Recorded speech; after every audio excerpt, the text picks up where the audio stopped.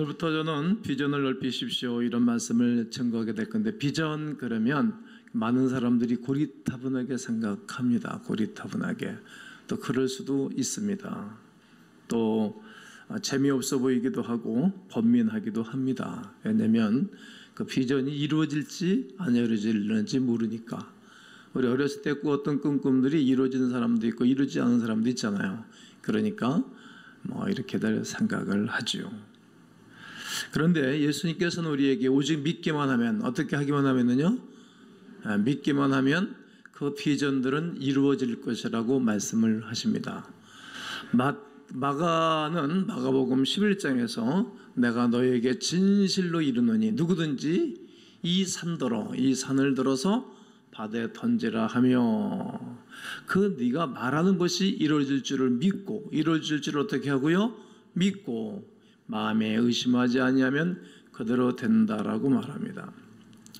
지금은 큰 산들도 말이죠, 완전히 깨다가 바다에 매립토를 쓰면서 바다에 메꾸면서 산 하나가 다 없어지는 세상이 됐잖아요. 그리고 막 도로를 만들기도 하고. 그런데 2000년 전에 이 말씀을 했을 때, 그때는 제자들이 뭐 이런 말씀을 하시는가 의심했을 거예요. 그러나 믿고 말하면 산도 없어진다는 거예요. 평토가 된다는 얘기죠. 또한 우리는 과거 본인의 제한된 생각을 뛰어넘어서 우리의 시야를 넓혀야 할 것입니다. 우물안 개구리라는 말이 있잖아요. 맨날 그거밖에 못 보는 거예요. 시야를 넓혀야 되겠죠. 하나님은 여러분과 제 마음에 꿈을 주셨습니다. 반드시 꿈을 주셨습니다.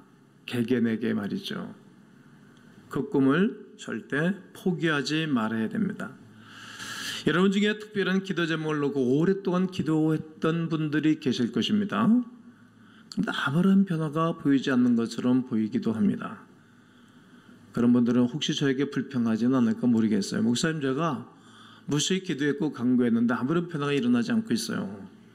목사님, 저는 그래도 기도할 만큼 했는데 아무런 변화가 일어나지 않아요. 변화도 볼 수 없습니다.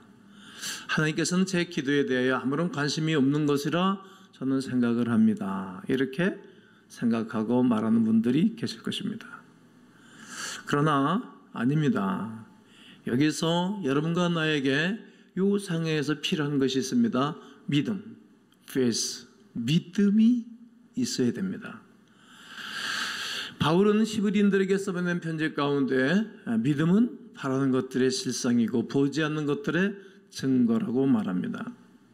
우리가 명심할 것이 한 가지가 있습니다. 우리가 한 기도에, 그 기도의 응답사에는 항상 정해진 시간이 있어요. 정해진 기간, 정해진 텀이 있다는 말입니다. 이 기간 동안에 육신의 눈으로는 아무것도 볼 수 없다고 해서 아무런 역사가 없다는 얘기가 아니에요. 하나님의 뜻이 이루어지지 않는다는 것도 아니에요. 하나님께서 영적인 세계에서 항상 일하고 계신다는 것을 우리가 알아야 합니다. 요즘은 모든 사물들을 핸드폰 가지고 다니면서 찍고, 그리고 디카 가지고 사진을 찍잖아요. 그런데 옛날에는 이렇게 아날로그 카메라가 있어서, 인상 눈도 크게 뜨세요. 이쪽에도 찍어야지. 이렇게 옛날에는 아날로그 카메라를 가지고 사진 찍어요. 저는 초등학교 다닐 때부터 니콘 카메라를 가지고 다녔어요. 친구들 사진 찍어주고, 이제 찍고 나면 일단 찍고 나면 카메라의 필름에 모든 사물들이 다 찍혀 있잖아요. 찍어놓은 걸 가지고 1년 동안 돈은 나타나지 않아요. 10년을 둬도 변하지가 않아요. 얘가. 그럼 다 찍고 나면 이렇게 핸들을 가지고 劈 잡아들려게 하면은 턱 소리가 나요. 그리고 팽 돌아가지. 그러면 이제 하고 캡을 열고 뒀다가 나중에 어디에 사진관 갖다 맡기게 되어지면, 사진관에 가면 기사가 말이죠, 주인 양반이 가지고 현상을 해요. 가지고 암실에 들어가지고 사진을 빼고 약품을 써가지고 희석해가지고 물에다 딱 담갔다 빼면 뭐가 나와요? 우리의 활동이 그대로 팍 나오잖아요. 우리의 믿음은 그런 거예요. 우리의 기도는 그런 거예요. 우리의 비전은 그런 거예요. 오늘 내가 마음에 탁 찍어 놓으면, 마음에 내가 품고 기도해 놓고 나면 언젠가 가져가면 되는 거예요. 어디에? 카메라를 가지고, 필름을 가지고 사진 갖다 맡겨놓으면 뽑아주는 거예요. 우리의 모든 기도 제목과 소원들을 어디에? 예수 앞에, 교회 앞에 가지고 나와서 하나님께 믿음을 보여드리면 하나님의 기적의 역사를 베풀어 주실 것입니다. 반드시 현상되면 사진이 보여주는 것처럼 나타난다는 말이에요. 성도 여러분, 믿음으로 사는 것도 이런 똑같은 원리입니다. 같은 것입니다. 시편 56편 9절에 내가 아뢰는 날에, 내가 하나님 앞에 아뢰는 날에, 기도하는 날에 내 원수들이 물러가리라. 이것으로 하나님이 내 편이신 줄을 내가 아나이다. 할렐루야. 하나님 앞에 나와서 기도하고 맡기면 하나님이 원수들이 물러가게 한다는 거예요. 하나님 내 편이시기 때문에 지금도 일하신다는 겁니다.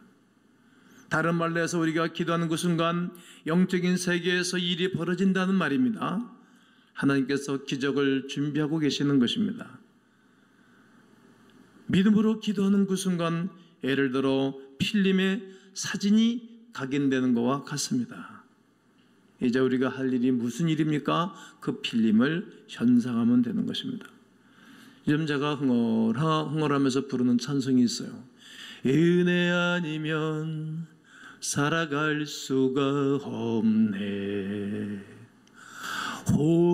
호흡까지도 다 주의 것이니 예수뿐일세. 네, 이걸 흥얼하고 다녀요. 한번 해보세요. 은혜 아니면 시작. 은혜 아니면 살아갈 수가 없네. 호흡까지도 다 주의 것이니. 그렇습니다. 은혜로 살아가는 거예요. 실은 예수 믿는 사람들은 쉽게 사는 거야. 믿음이 없는 사람, 자연인들은 얼마나 열심히 사는지 몰라. 우리도 열심히 살죠. 근데 인생 가운데 어렵고 싶은 일이 있어요. 그때 누가 툭 열어주시는 거예요. 필름을 현상은 되는 거예요. 우리가 찍혀있는 그 비전을 풀어갈 줄을 알아야 되는 것입니다. 이것을 우리의 비전을 넓혀가야 됩니다.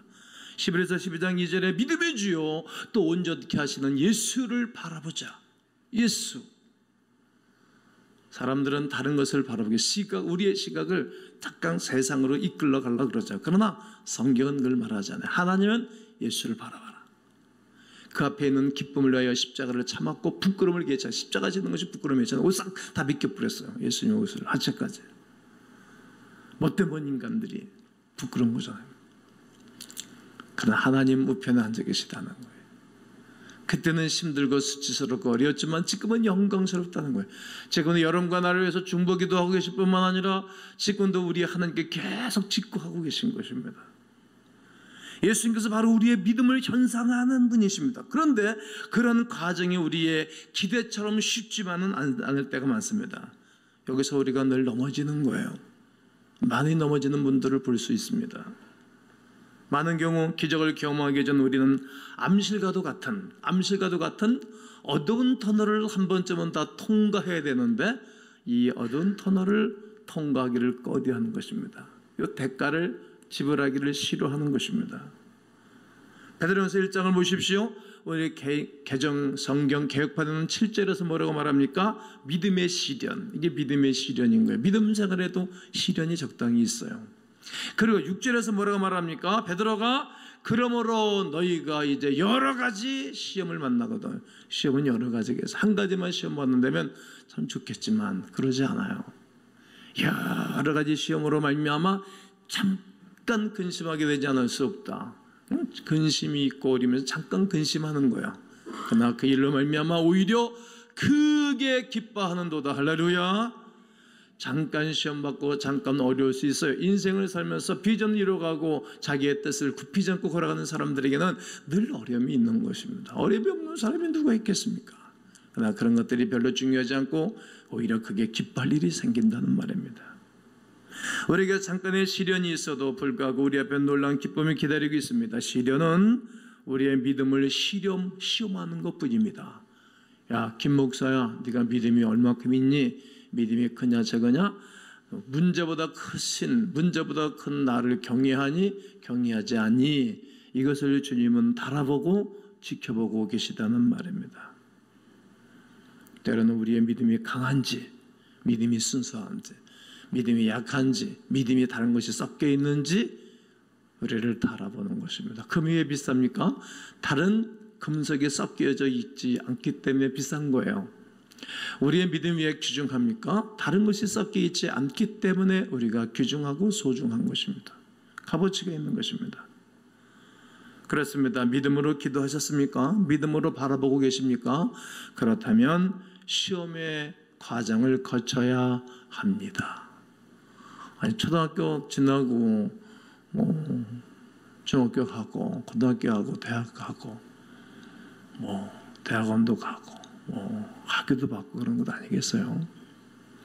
아니, 이 땅의 모든 삶의 원리도 그런데 우리는 이런 영적인 세계의 시험을 통과하지 않고 뭔가를 늘 쉽게 얻으려고 하는 어린 나이와 같은 생각이 있답니다. 우리의 대적 원수 마귀가 여러분들을 실망시키고 넘어뜨리기 위해서 여러분을 최대한적으로 괴롭힐 것입니다. 그냥 형편없는 사람으로 만들려고 가나들은 끊임없이 일한다는 거예요. 사단은 기적이 일어나지 않도록 최선을 다할 것입니다. 여러분 중에서도 지금 어둠의 터널을 지나는 듯한 어려움과 문제가 있는 분들이 반드시 있을 것입니다. 어떻게 해야 합니까? 묻고 싶을 것입니다. 밤낮 실망하고 밤낮 괴로워하고 밤낮 그냥 번민만 하면서 살아야 되겠습니까? 아니지 않습니까? 이때가 바로 여러분들의 믿음을 사용할 때입니다. 나의 믿음을 사용할 때인 것입니다. 필름을 적당하게 배합된 용액과 섞어서 사진이 나오는 것처럼 여러분의 믿음을 사용해야 됩니다. 믿음. 그럼 도대체 그 용액은 무엇입니까? 하나님의 말씀입니다. 저는 청년 때 하나님의 말씀, 받은 말씀들을 붙잡고 사는 거예요. 두려워 말라, 놀라지 말라.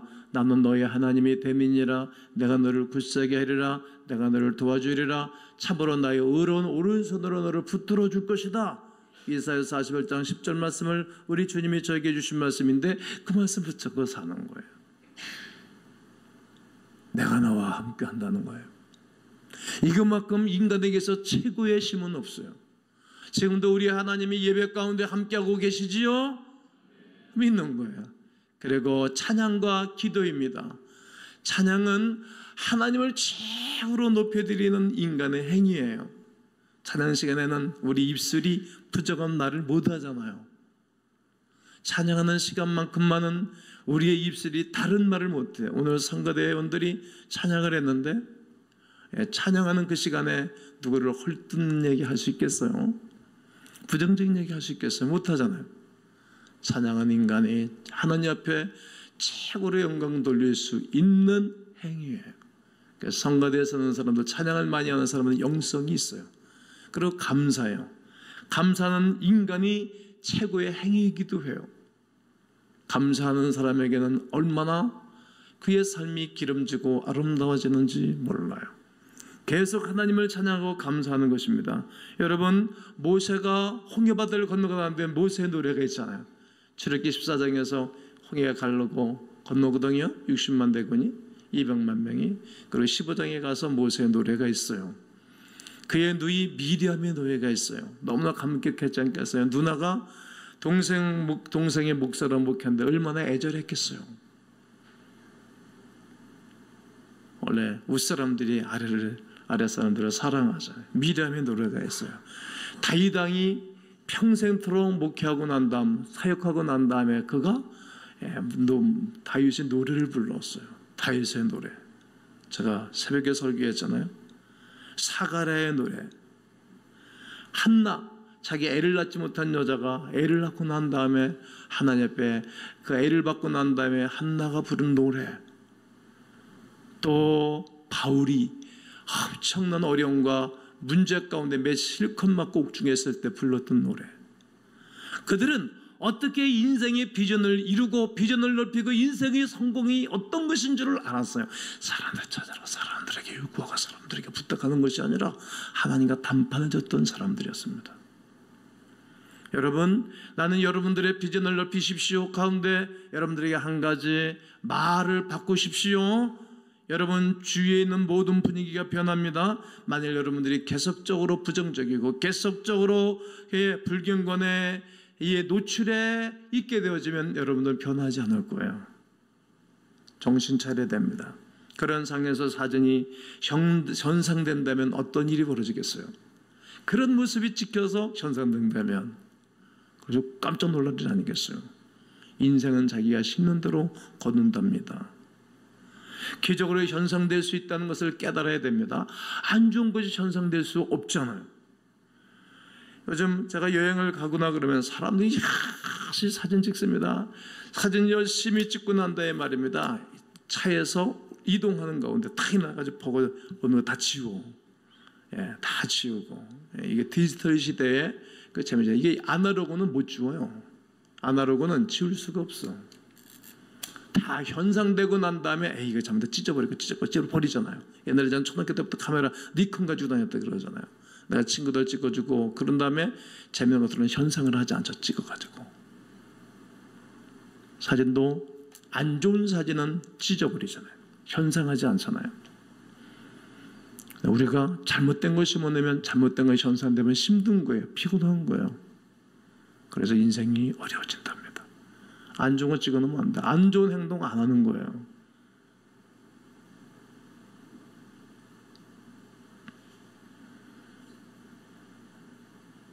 어둠이 바로 여러분과 내가 어려운 시간, 힘든 시간이 바로 믿음을 보일 시간이에요. 좋은 거 심을 수 있는 시간. 역으로 가는 거예요. 역으로. 나는 하나님의 거룩한 백성들이 입에서 나오는 찬송과 감사기도 시간에 어찌 이 땅의 세상에 말을 할 수 있겠어요? 전혀 그러지를 못해요. 여러분, 찬양이 무엇입니까? 찬양은 믿음의 역사입니다. 믿음의 역사. 어둠의 시간에 하나님을 찬양할 때 말 그대로 원수마귀를 미치게 만드는 거예요. 원수마귀를 어떻게 한다고요? 은혜를 주세요. 나는 너희들이 알지 못하는 양식이 있다. 난 그 말씀을 얼마나 난 명의 양식으로 삼고 샀는지 몰라요. 원수마귀를 미치게 만드는 거예요. 만약 여러분이 어떤 상황 속에서도 예수 그리스도의 이름을 높이고 찬양할 수 있다는 사실을 마귀가 안다면 마귀들은 여러분들에게 손을 들 거예요. 항복할 거예요. 쟤는 건드릴 수가 없어. 그리고 그들은 더욱더 우리를 괴롭혀서 피할 거야. 다른 사람한테 붙을 거예요. 이해가 되십니까? 사도 바울은 너무나 어렵고 힘든 터널 같은 시간들을 지났답니다. 포기하도록, 목사의 일을 포기하도록, 선교사의 일을 포기하도록, 사역의 일을 포기하도록 말이죠. 그런 일이 있을 때마다 바울은 어떻게 했다고 말합니까? 예를 들어 그가 전도를 했다는 이유 때문에 평생 이런 일들이 생겼어요. 고린도후서 11장 23절 27절이거든요. 그들이 그리스도의 일꾼이냐? 정신없는 말을 하거니와 나는 더욱 그러하도다. 내가 수고를 넘치도록 했고 옥에 갇히기도 더 많이 했고 너희들도 더 많이 옥에 갇혔고 매도 수없이 맞았다. 여러 번 죽을 뻔했다. 유대인들에게서 40에 하나 감한 말을 5번 맞았다. 40대 때리면 죽으니까 한 대를 빼줘요. 5번 맞은 거예요. 복음 전하는 것 때문에, 예수 믿는 것 때문에. 3번 태창으로 맞고 1번은 돌로 맞고 3번 파손했고 일주일을 깊은 바다에서 지냈다. 구름도 볼 수 없고 햇빛도 볼 수 없고 달빛도 볼 수 없고 별빛도 못 보고 아주 무섭게 지냈다. 여러 번 여행하면서 강의 위험을 만났고 강도의 위험뿐만이 아니라 동족의 위험, 이방인의 위험, 시내의 위험, 광야의 위험, 바다의 위험, 거짓 형제들의 위험, 흉계를 끄는 사람들. 이 잘못된 인간이 없는 말을 해가지고 어렵게 하는 거거든요. 성경에 그런 사람들이 많아요. 이 세상에도 있죠. 거짓 형제들의 위험을 많이 당했다. 또 수고했고 애썼고 여러 번 잠을 푹 자야 되는데 잠을 못 잤다. 매일 배고팠다. 취했다. 목말랐다. 여러 번 굶고 춥고 헐벗었다. 그래서 사도 바울은 이 상황을 너무나 멋지게 해석을 하고 있는 거예요. 4장 17절에서 우리가 잠시 받는 환난에 경한 것이 잠시 받는 거라는 거예요. 그렇게 크게 안 본 거예요. 죽이고 싶어 죽여봐. 내가 뒤로 물러서나 뒤로 물러가 침내에 빠질 자가 아니라는 거예요. 환난에 경한 것은 작다 이런 뜻이에요. 우리가 적은 차를 경차 그러잖아요. 환난에 경한 것이 지극히 크고 영원한 영광에 중한 것을 우리에게 이루게 함이라. 할렐루야. 바울이 담대한 것인지 무모한 것인지를 잘 모르겠습니까?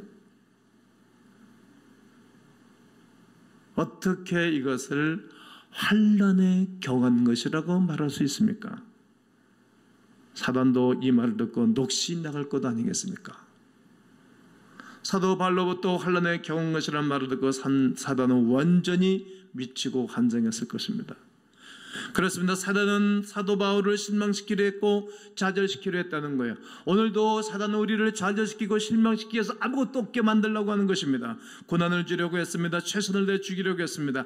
하나님의 뜻을 막는 일에 최선을 다했던 존재가 이 원수 마귀였습니다. 그러나 여기에 바울은 넘어가지 않는 거예요.